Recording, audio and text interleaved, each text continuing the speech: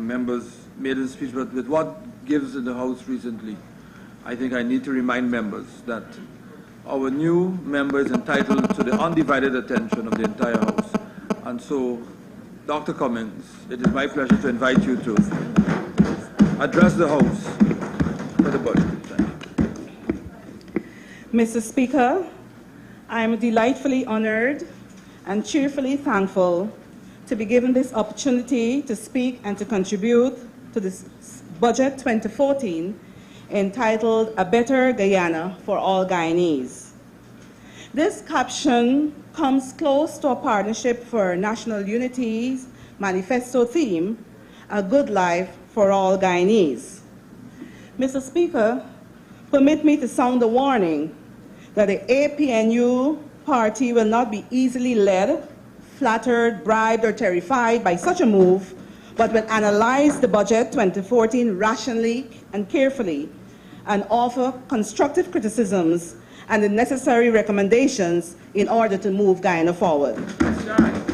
Mr. Speaker, I do join with my colleagues to say that Budget 2014, which was prepared and presented to this noble House by the Honorable Minister of Finance, lacks luster and has omissions.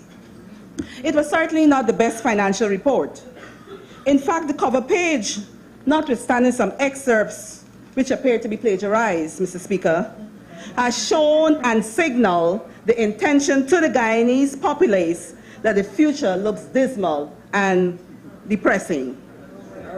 Mr. Speaker, I staggered from what I saw and was bewildered by what I heard from the honorable members from the opposite side.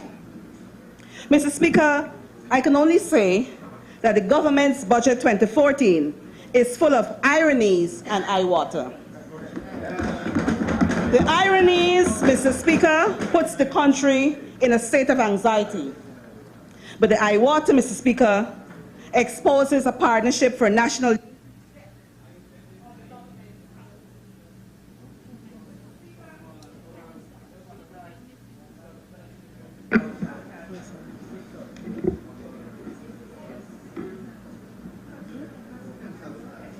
It's okay. Testing, 1, 2, 3. Yes.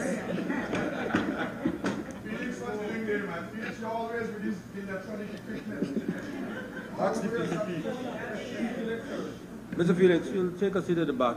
No, no any interruptions. Go ahead, Doctor. Mr. Speaker, this minority government brags a GDP expanding 5.2% real growth compared to global growth of 3.6%, an inflation rate of 0.9%, and a possible projected growth of 5.6% for 2014. A government that boasts of surpluses and savings, but leaves the masses and the working poor, Mr. Speaker, in a state of disposition, and the jobless poor in bewilderment and hopelessness. Mr. Speaker, development is a many-sided process. Therefore, it does not only involve an increase in material wealth, but must include the general welfare of the citizenry. On the matter of eye water, Mr. Speaker, from the evidence given us, we have seen that the government's mathematics has gone south of nation building because its leadership morality is sour to good governance, which embraces accountability, transparency, disclosure, and redress. Mr. Speaker, the government has not a single clue that the wealth of any nation is rooting in the health and well-being of its people. Mr. Speaker, nation building appears to be calculated and measured on which ministry gets what and which supporters gets how much. But the nation healthcare system, Mr. Speaker, is in need of rescue and recovery. Mr. Speaker, it is my intention to share some concerns, to make some recommendations, and to offer game-changing solutions that would put Guyana's healthcare system on the road to recovery. The wish, Mr. Speaker, is for the government to implement initiatives that will reflect a 2020 vision of healthcare for Guyana. Concern number one. Mr. Speaker, nowhere in the 2014 budget is provision made for the improvement in the socio-economic status of the healthcare providers. Theory and evidence, yes, Mr. Speaker, the praxis has shown that carefully designed performance-based approaches can align the incentives of the health workers with societal goals of improving the population's health, which is a prerequisite for our nation's development. Mr. Speaker, healthcare workers are finding it difficult to make ends meet. Mr. Speaker, only a week ago, approximately 90 nurses did not report for duty at the GPHC owing to the unavailability of money as they struggle to pay utility, transportation, food, and rent bills with the meager salaries they earn. That's right. Mr. Speaker, what kind of family would allow its members to go hungry? And what prevents the government, which claims to be caring, from doing something about it? In our context, Mr. Speaker, monetary motivation is still the preferred manner of encouragement for the healthcare workers who provide preventative, curative, promotional, or rehabilitative services in a systematic way to individuals, families, or communities. Mr. Speaker, these healthcare workers look forward for the further 10% after-tax increase in their salaries, which had been budgeted for them 1 year ago. Mr. Speaker, the healthcare workers have been deprived and are still to be paid their earned money. Mr. Speaker, the healthcare workers look forward with great expectation to the said emolument with the requisite interest per annum. So that's the concern, Mr. Speaker. The recommendation is that the government provides significant improvement of benefits to the health sector workers to enhance retention and guarantee a higher level commitment and efficiency. Concern number two, Mr. Speaker. Mention was made relative to the extension of the wards of the Obstetrics and Gynecology Department of the Georgetown Public Hospital Corporation.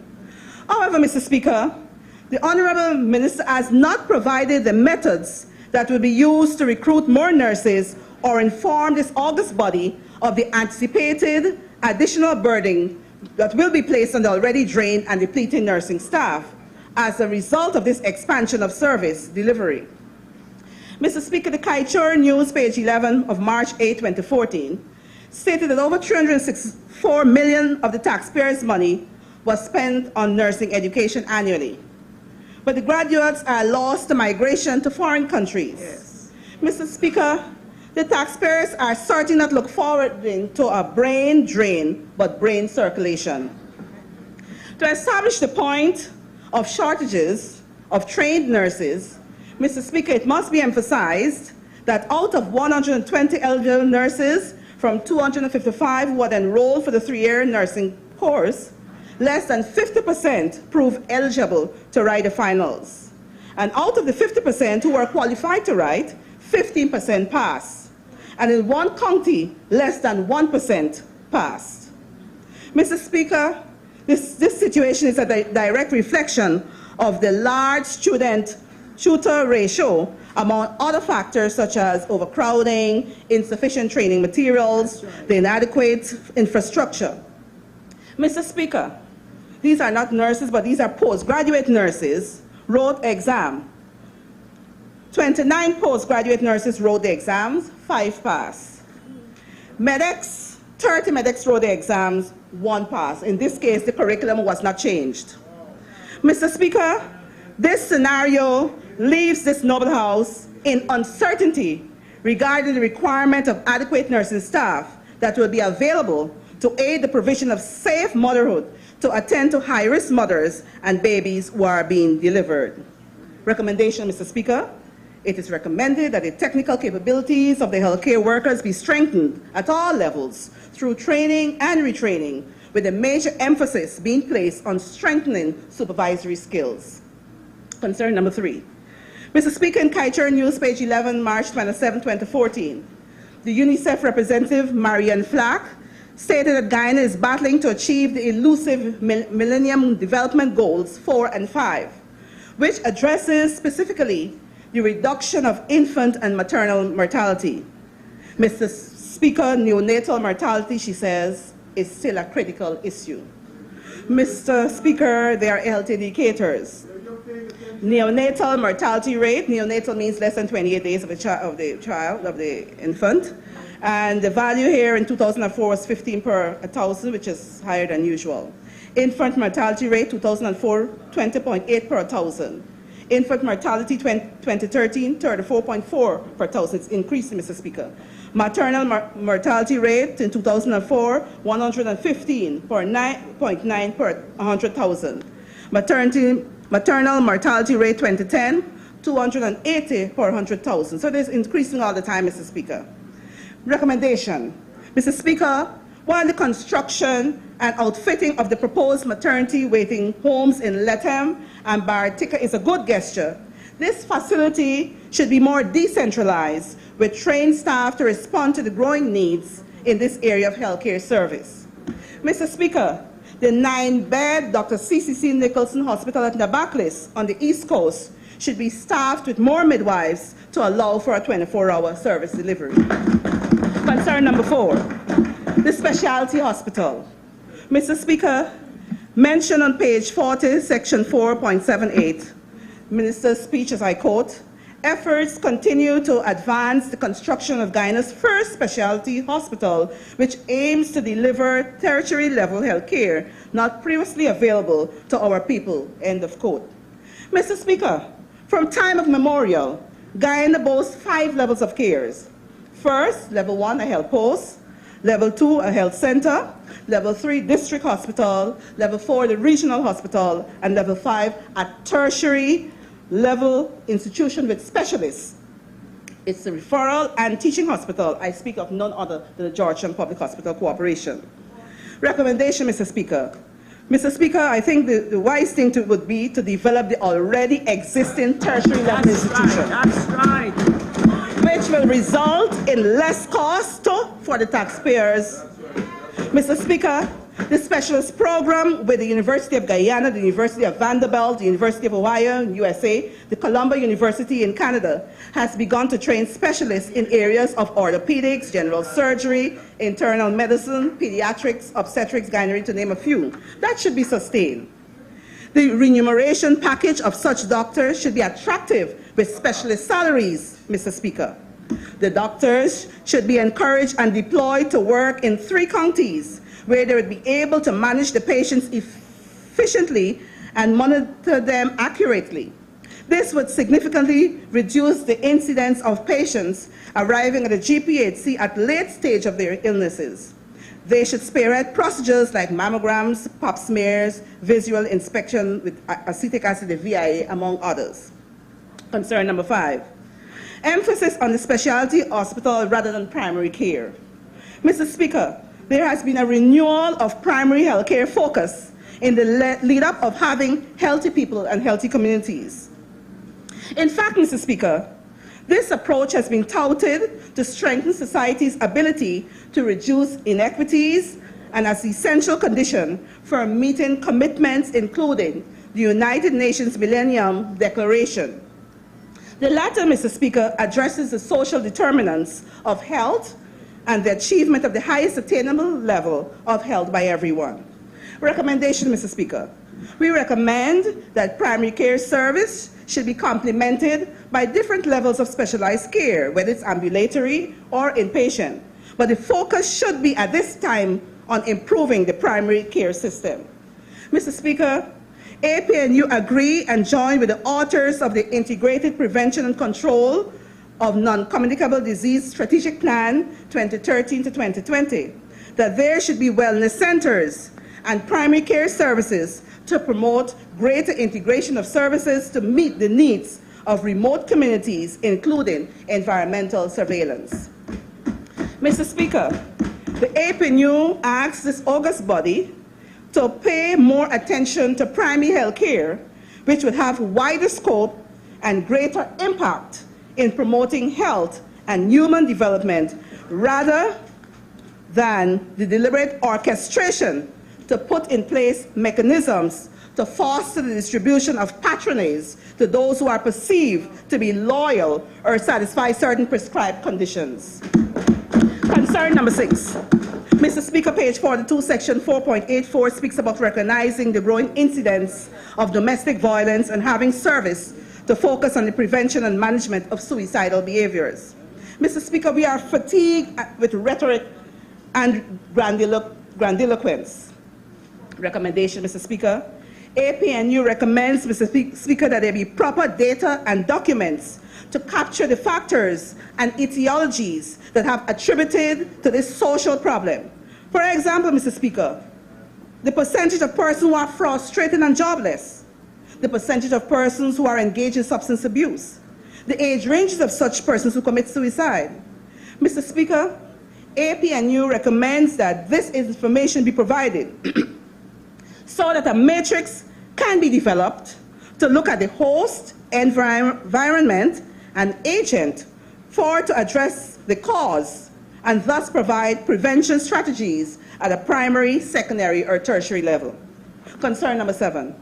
Mr. Speaker, the Budget 2014 has not addressed the numerous cases of early childhood and teenage sex molestation, which healthcare workers are asked to examine weekly or monthly, especially those who have teenage children. One police division, Mr. Speaker, had over 100 such cases in a year. The assaults ranging from the formative year of the child to the early to mid-teens. These young children and teenagers are at risk of developing cervical cancers owing to early sex with multiple partners in addition to sexually transmitted diseases. Recommendation, Mr. Speaker, APNU suggests that there be a structured guidance program in schools and health clubs to address these issues. Mr. Speaker, APNU recommends that there be a revival of the child and youth-friendly schools to disseminate information on health and what the children and youths need to know in life. Concern number 8. Mr. Speaker, there has been an increase in human capital in the health sector by the return of 278 Cuban-trained doctors. But, Mr. Speaker, insight was not sought and adequate provision was not made for the young doctors, as they are being deployed and being made to work and function at facilities and health centers which promote a breach of patient privacy and confidentiality, as working space is inadequate and supportive supervision is not encouraged. Recommendation. Mr. Speaker, the majority opposition believes that visits should be made to health centers with the expectation of addressing the concerns of confidentiality and making these young doctors comfortable to execute their functions. Concern number 9, the ambulances. Mr. Speaker, $117 million have been allocated for the purchase of 12 ambulances. The Honorable Minister, Mr. Speaker, did not say if they were new or reconditioned ambulances.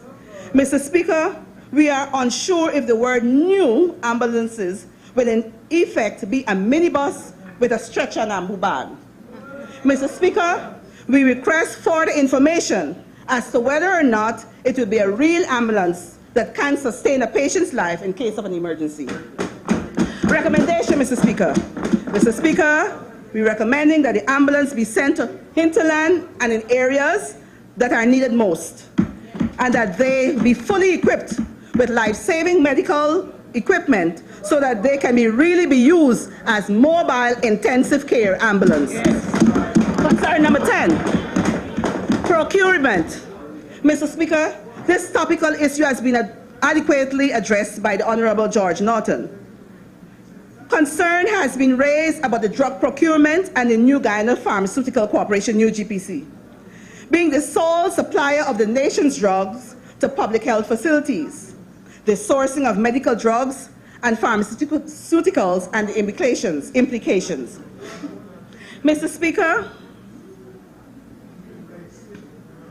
Honourable Member, you have 5 minutes. Okay. While I'm yet speaking, there is an insufficiency of essentials such as saline drops, infusion liquids, Panadol, Soma. You know, if you're arthritis, you're in trouble.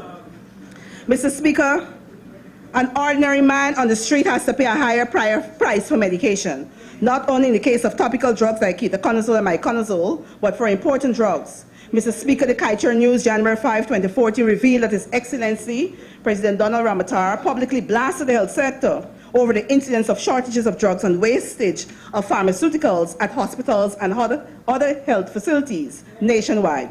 He said, as I quote, "We spend billions of dollars every year to buy drugs, yet we are confronted with shortages of drugs at health facilities nationwide." He goes on to say, as I quote, "Millions of dollars of expired drugs are written off and dumped in large quantities. This is totally unacceptable." Mr. Speaker, there had been 2 studies published approximately a year ago by a malaria journal that emphasized the use of fake or expired drugs in our non-governmental commercial sector, which had led to deaths, and we would hope, Mr. Speaker, that good sense would prevail and the drugs to combat malaria, which are stated in the treatment guidelines, will be the correct and genuine drug being available and given to the Guyanese populace. Recommendation, Mr. Speaker, is it is the expectation of this august body that the procurement practices be strengthened and there is an increased oversight of quality of consumables. Mr. Speaker, the clarion call goes out for the establishment of the Public Procurement Commission. My last concern, Mr. Speaker, sanitation. Mr. Speaker, it does not seem that the Honourable Minister of Finance and by extension the minority government is bent on doing things, getting it right. Mr. Speaker, over $2.5 billion is allocated to the sector on sanitation system, which is established for the management and disposal of municipal solid waste and sewage. However, Mr. Speaker, no plan has been posited or evidence of consultations being made among NGOs, the residents, the business sector, or the City Council as to the way forward of an integrated solid waste management plan. Recommendation, Mr. Speaker. It is the wish that a plan be developed that will consider waste prevention, waste disposal, and combustion or controlled burning, and recycling and composting. Conclusion. Mr. Speaker, I will conclude by saying that the Budget 2014, which has been proposed, seeks to have us embrace the achievement of financial goals by clandestinely forbidding and disallowing the Guyanese people and the Honourable House to identify wasteful expenditures. Yes. The Budget 2014, Mr. Speaker, disregards and has neglected the working poor and vulnerable. It attempts to focus on numbers rather than trying to have a direct impact on the quality of service being rendered.